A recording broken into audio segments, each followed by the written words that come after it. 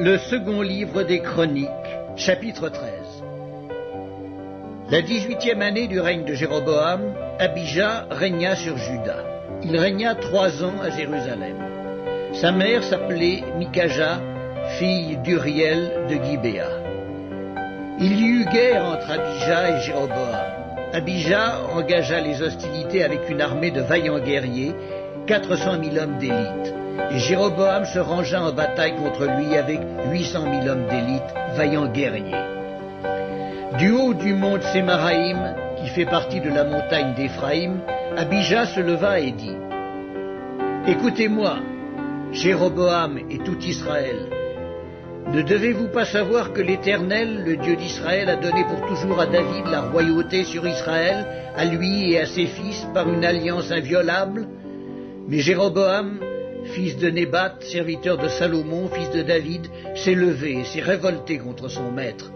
Des gens de rien, des hommes pervers se sont rassemblés auprès de lui et l'ont emporté sur Roboam, fils de Salomon. Roboam était jeune et craintif, et il manqua de force devant eux.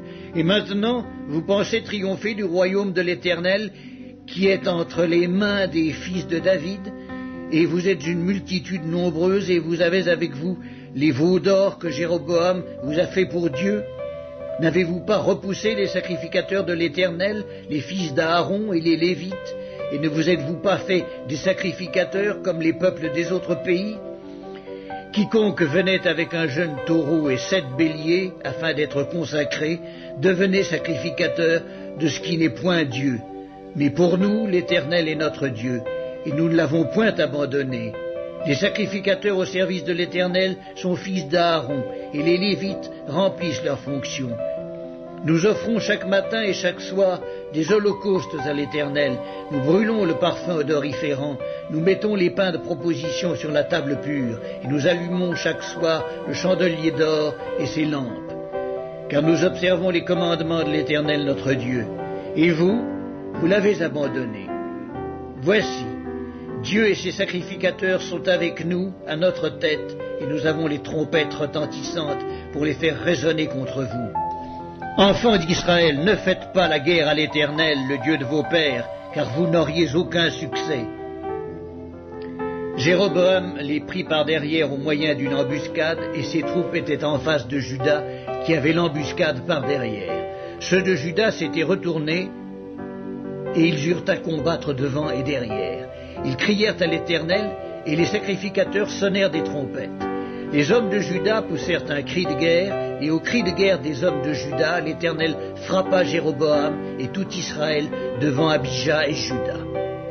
Les enfants d'Israël s'enfuirent devant Juda, et Dieu les livra entre ses mains.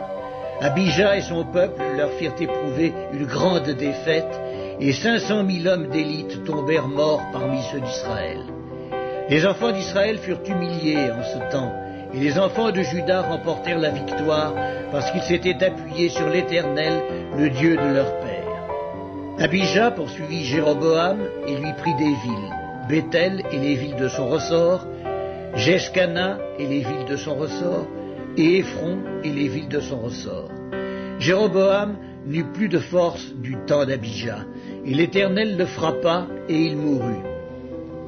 Mais Abijah devint puissant. Il eut 14 femmes et engendra 22 fils et 16 filles. Le reste des actions d'Abijah, ce qu'il a fait et ce qu'il a dit, cela est écrit dans les mémoires du prophète Iddo. Abijah se coucha avec ses pères et on l'enterra dans la ville de David. Et Asa, son fils, régna à sa place. De son temps, le pays fut en repos pendant 10 ans. Pendant